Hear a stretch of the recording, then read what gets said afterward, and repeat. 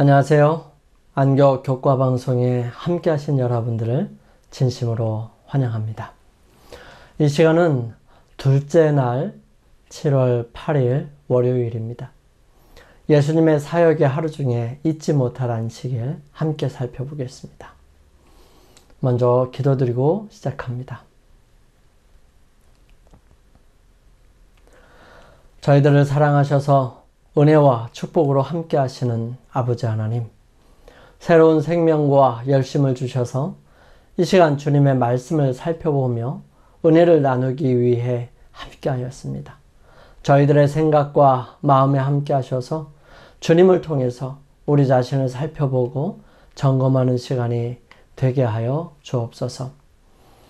저희들의 삶 속에 주님께 가까이 했던 기억들을 통해 다시 한번 진실되고 열심이었던 신앙으로 나아갈 수 있도록 인도하여 주시며 더욱 온전한 신앙과 믿음으로 반듯하게 서게 하여 주옵소서. 드려지는 기도의 제목마다 함께 하셔서 주님 안에서 이루어지고 믿음으로 전진할 수 있는 용기를 주시옵소서. 세상에서 주님을 따라가면서 생기게 되는 수많은 어려움과 고통들을 주님을 의지하며 이겨나갈 수 있도록 인도하여 주시며 주님께서 승리하셨던 것처럼 우리 또한 주님을 따라감으로 승리하며 살아가게 하여 주옵소서. 시작하는 시간입니다. 저희들은 어리석고 부족하지만 함께 하셔서 주님께 가까이 하는 시간이 될 수 있도록 인도하여 주시기를 예수님의 이름으로 기도드립니다. 아멘. 이번 주의 기억절을 함께 살펴봅니다. 예수께서 이르시되 나를 따라오라. 내가 너희로 사람을 낚는 어부가 되게 하리라 하시니. 마가복음 1장 17절 말씀. 우리가 주님을 따라갈 때 주님께서는 제자들에게 약속하셨던 것처럼 사람을 낚는 어부가 되게 하시겠다는 약속이십니다. 우리가 가진 재능과 일들을 통해서 우리는 주님의 능력을 보고 경험하며 그것을 다른 사람들에게 전함으로 사람을 낚는 일을 하게 될 것입니다. 이번 시간은 특별한 한 안식일에 있었던 일들을 살펴볼 것입니다. 마가복음 1장 21절에서 28절 말씀 함께 읽어봅시다. 그들이 가버나움에 들어가니라. 예수께서 곧 안식일에 회당에 들어가 가르치시매 뭇 사람이 그의 교훈에 놀라니 이는 그가 가르치시는 것이 권위 있는 자와 같고 서기관들과 같지 아니함일러라. 마침 그들의 회당에 더러운 귀신 들린 사람이 있어 소리질러 이르되 나사렛 예수여 우리가 당신과 무슨 상관이 있나이까? 우리를 멸하러 왔나이까? 나는 당신이 누구인 줄 아노니 하나님의 거룩한 자니이다. 예수께서 꾸짖어 이르시되 잠잠하고 그 사람에게서 나오라 하시니 더러운 귀신이 그 사람에게 경련을 일으키고 큰 소리를 지르며 나오는지라. 다 놀라 서로 물어 이르되 이는 어찌미냐? 권위 있는 새 교훈이로다. 더러운 귀신들에게 명한즉 순종하는도다 하더라. 예수의 소문이 곧 온 갈릴리 사방에 퍼지더라. 제자들이 함께 가버나움에 있는 회당에 들어갔을 때 있었던 일이었습니다. 가버나움은 신약 성경에만 나오고요.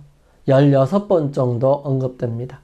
예수님은 고향 나사렛을 떠나서 가버나움으로 옮기셔서 공생의 사역의 전초기지로 삼으셨습니다. 예수님의 고향 나사렛은 이스라엘 골짜기 북쪽에 있으며 중앙에 자리 잡고 있는데 큰 도로에서 떨어져 있는 반면에 갈릴리 바다 서북쪽 해안가에 자리 잡고 있는 가버나움은 갈릴리를 가로지르는 남북 도로상에 위치해 있었습니다. 그래서 그곳에는 세관이 설치되어 있었고 예수님의 제자가 된 세리마태가 그곳에서 예수님의 부름을 받았던 것입니다. 더욱이 예수님께서 가버나움에서 백부장의 종을 치유하시는 이적에서 알 수 있듯이 그곳에서는 로마 파견대가 위치되어 있었던 것으로 보입니다. 한글 개역 개정에서는 가버나움을 동네라고 표현하지만 작은 마을이 아니라 큰 도시라고 말할 수 있습니다. 지리적인 면에서 예수님은 복음 전파의 확대를 위해 큰 도로상에 자리 잡고 있는 가버나움에 진출하신 것이었죠. 가버나움 자체는 구주의 사업의 중심이 되기에 매우 합당한 곳이었습니다. 그 도시는 다메섹에서 예루살렘과 이집트 및 지중해에 이르는 대로상에 있었으므로 여행의 왕래가 심한 곳이었죠. 여러 나라에서 온 사람들이 그 도시를 지나갔고 혹은 이곳저곳 여행하는 길에 쉼을 얻기 위하여 머무르기도 하였습니다. 여기서 예수께서 모든 민족들과 모든 계층의 부자와 위인과 가난한 자와 미천한 자를 함께 만날 수가 있었고요. 그분의 교훈은 다른 나라들과 많은 가정에 전하여질 것이었습니다.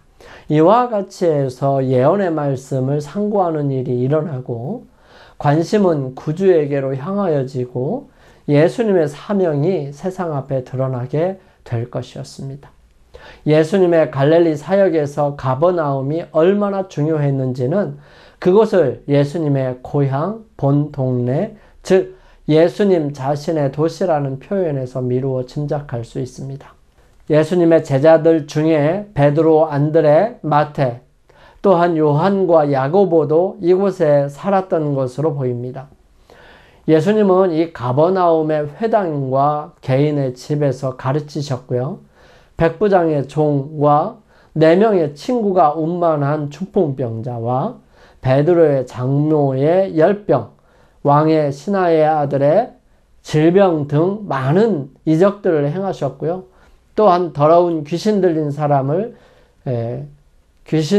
사람에게서 귀신을 쫓아내는 일 등 여러 가지 일들을 하셨습니다. 예수님의 공생의 사역의 전초기지였고요.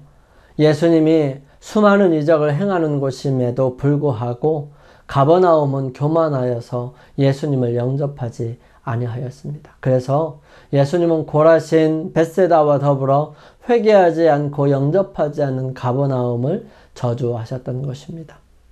이곳에서 예수님의 봉사 초기에 제자들이 잊지 못할 아주 특별한 일이 일어납니다. 가버나움 회당에 있었던 잊지 못할 일은 무엇이었을까요? 그런 이야기에서 우리는 어떤 영적 진리를 배울 수 있는지 함께 살펴봅니다. 대부분의 그리스도인에게는 그 예수님을 따르기로 결심한 순간, 침례를 받던 날, 하나님의 인재를 깊이 느꼈던 충만한 예배 등 각자의 그리스도인 삶에서 잊을 수 없는 순간이 있습니다. 이 중에 어떤 순간은 잊을 수 없을 뿐만 아니라 인생을 바꾸는 순간이기도 합니다. 마가복음 1장에 기록된 안식일은 가버나움에 함께 있던 사람들에게 그런 날이었습니다. 이러한 일들이 일어났던 이유를 꼽으라면 아마도 그분의 가르침으로 많은 사람들이 감동과 새롭게 진리에 대해 눈을 떴기 때문이었을 것입니다. 뭇 사람이 그의 교훈에 놀라니 이는 그가 가르치시는 것이 권위 있는 자와 같고 서기관과 같지 아니함일러라. 영감의 말씀은 이 부분을 이렇게 묘사합니다. 예수께서 그들의 권고함을 익히 아시는 분으로서 사람들을 그들의 처지에서 만나셨다. 예수께서는 진리를 가장 직접적이고도 단순한 방법으로 제시하심으로써 그 진리를 아름답게 하셨다. 그분의 언어는 깨끗하고 세련되어 있었으며 흐르는 물처럼 맑았다. 랍비들의 단조로운 어조의 말을 들어왔던 자들에게 예수님의 음성은 마치 음악과 같이 들렸다. 그러나 그의 가르침은 단순했지만 그는 권세 있는 자와 같이 말씀하셨다. 예수님께서 가르치실 때 그분의 말씀하시는 권능의 영향을 받았음이 분명한 한 귀신 들린 사람이 이렇게 소리칩니다. 나사렛 예수여, 우리가 당신과 무슨 상관이 있나이까? 우리를 멸하러 왔나이까? 나는 당신이 누구인 줄 아노니 하나님의 거룩한 자니이다. 모든 사람이 이제 혼란과 경악 속에 빠지게 되었습니다. 사람들의 주의가 그리스도에게서 돌려졌고 또 그들은 귀신 들린 사람에게로 향했습니다. 그분의 말씀은 계속 진행되지도 않았고 유의되지도 않았습니다. 이것이 사단이 그의 희생자를 회당 안에 인도한 목적이었습니다. 그러나 예수님께서는 이 마귀를 책망하시고 이렇게 말씀하셨습니다. 잠잠하고 그 사람에게서 나오라 하시니 더러운 귀신이 그 사람에게 경련을 일으키고 큰 소리를 지르며 나오는지라. 이 상황을 귀신 들린 자의 모습과 마음에 일어난 일들을 영감의 말씀은 이렇게 설명합니다. 이 처참한 고난자의 마음은 사단에 의해 어두워졌었으나 구주의 임재 앞에서 한 줄기의 빛이 암흑을 꿰뚫었다. 사단의 지배를 떠나서 자유를 갈망하는 마음이 그에게 일어났다. 그러나 귀신이 그리스도의 능력에 저항하였다.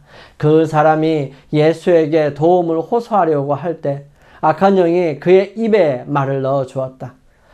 그는 공포의 괴로움 가운데서 소리를 질렀다. 귀신 들린 사람은 자기를 자유케 하실 수 있는 분 앞에 자기가 나와 있다는 것을 얼마간 알고 있었다. 그러나 그가 그 위대하신 손을 붙잡을 수 있는 범위 내에 들어가고자 힘쓸 때에 또 하나의 다른 의지가 그를 붙들어서 다른 말이 입 밖으로 튀어나왔다. 사단의 능력과 자유를 구하는 그의 욕망 사이에 투쟁은 처절했다.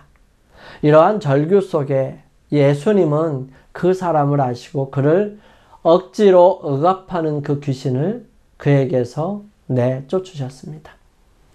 여기 마귀가 한 말의 의미를 생각해 볼 필요성이 있습니다.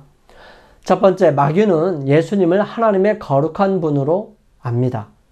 그는 부정하고 불경스러운 마귀의 무리들과 달리 예수님은 하나님의 거룩한 사자임을 인정하지요. 우리는 예배드릴 때 불경하고 부정한 것이 아니라 거룩함과 경건한 사람들을 기대합니다. 이 이야기에서 우리는 선과 악의 세력 사이에 뚜렷한 대비를 볼 수 있는데요. 대쟁투의 실체가 이 이야기에 잘 나타나 있습니다. 사람들은 아직 예수님이 누구인지 모를 수 있지만 마귀는 그분을 분명히 알고 있으며 이를 공개적으로 인정하죠. 둘째, 그에게서 나오라는 명령은 이해할 수 있습니다. 하지만 왜 잠잠하라고 명령하셨을까요? 여기부터 마가복음에서 두드러지는 주제가 등장합니다. 바로 당신이 누구인지에 대해 침묵하라는 예수님의 요청입니다. 학자들은 이를 메시아 비밀이라고 부르지요. 당시에 메시아에 대한 기대가 정치적 색채를 띠고 있었기 때문에 예수님이 침묵을 요구한 것은 납득할 만하죠. 메시아가 되는 것은 위험한 일이었습니다. 그러나 침묵의 요구와 함께 예수님이 누구인지에 대해 틀림없는 계시가 주어집니다. 시간이 지나면서 분명해지는 것은 예수님의 정체는 감추어질 수 없으며 그분이 누구인지에 대한 진실이 복음의 중심이 된다는 것이죠. 당시 사람들은 예수님이 누구인지 아는 것뿐만 아니라 그분의 오심에 어떻게 반응할 것인지 그리고 그것이 자신에게 어떤 의미인지를 결정해야 했던 것입니다. 우리 함께 질문해 볼까요? 우리는 예수님을 믿으면서도 그분에 대해 숨겨야 했던 적이 있습니까? 어떤 일로 왜 그랬는지 한번 생각해 보십시오. 우리는 그 숨기려고 했던 목적이 자기 자신의 부끄러움 그리고 다른 사람들과 다른 것에 대해 창피하기 때문에 숨겼던 것이 아니라 복음의 확신과 방해 가운데 지혜를 위해서 하는 것이어야 하는 것이죠. 내 창피한 것을 위해서 감추는 것은 복음의 부끄러움을 느끼는 것이지요. 그런 게 아니라 조금이라도 감추어서 하나님의 일이 잘 드러낼 수 있는 기회가 된다면 감추는 것이 가하지만 그렇지 않을 때는 용기 있게 드러낼 필요성이 있습니다. 논쟁과 싸움 속에 굳이 들어갈 필요는 없지만 그래서 피해야 하지만 하늘의 능력과 많은 사람들에게 증거되어야 할 필요가 있을 때에는 용기 있게 자신의 신앙을 드러내는 것, 예수 그리스도를 드러내는 것도 필요하다는 것입니다. 복음을 증거하려고 할 때 우리가 믿는 현대 진리의 모든 내용을 한꺼번에 제시하지 않는 것이 현명한 일일 수도 있다고 여겨지는 때는 어떤 때일까요? 우리가 성경을 공부할 때 시간이 없다고 말하면서 이 사람이 얼마 만나지 않을 것이라고 생각이 들어질 때 이 사람 한 번 만났으니까 그 사람에게 모든 것을 다 이렇게 전해주고 싶은 마음이 생길 거예요. 하지만 이 사람에게 복음에 대한 인식과 소화될 수 있는 시간적인 여유가 필요할 때 전부 다 가르쳐 줄 필요가 없고 그 사람이 수용할 수 있는 범위 내에서 계속해서 꾸준히 가르쳐야 할 필요성이 있다는 것입니다.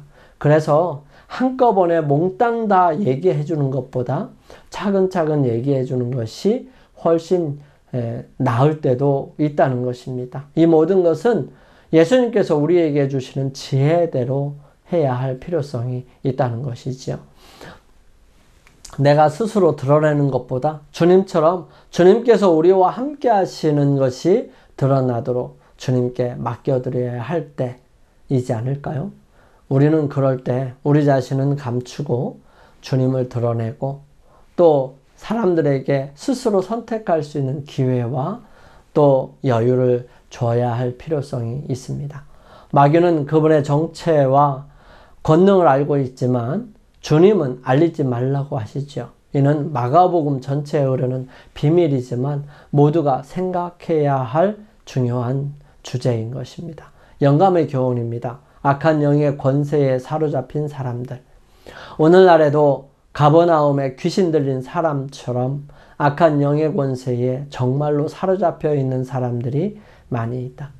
하나님의 계명에서 고의로 떠나 있는 모든 사람은 자신들을 사단의 지배에 맡기고 있다. 많은 사람은 그들이 원하는 대로 악의 세력에서 벗어날 수 있다고 생각한 나머지 악습과 친근해지고 있다. 그러나 계속해서 미혹당함으로 그는 자신의 의지보다 더 강한 의지에 의하여 지배되고 있는 자아를 마침내 발견하게 된다. 치료봉사 92페이지에 있는 말씀이에요. 우리 함께 기도드리겠습니다. 저희들을 사랑하시는 아버지 하나님, 주님 안에 감추어진 비밀을 보여주시고 빛을 따르게 하신 은혜에 감사를 드립니다. 음부의 권세도 두려워 떠는 주님의 권능을 기억하고 겸손한 마음으로 주님을 섬기기를 원합니다. 우리를 부주의와 무지에서 건져내 주시고 전심으로 경배하게 도와주옵소서. 온전히 주님을 섬김으로 바르게 성장하여 바른 신앙으로 살아갈 수 있도록 인도하여 주시옵기를 예수님의 이름으로 기도드립니다. 아멘. 오늘 하루를 주님 안에서 승리하시기 위하여 주님 앞에 머무는 시간을 각자 개인적으로 할 수 있게 되기를 바랍니다. 저는 내일 이 시간 다시 찾아뵙겠습니다. 감사합니다.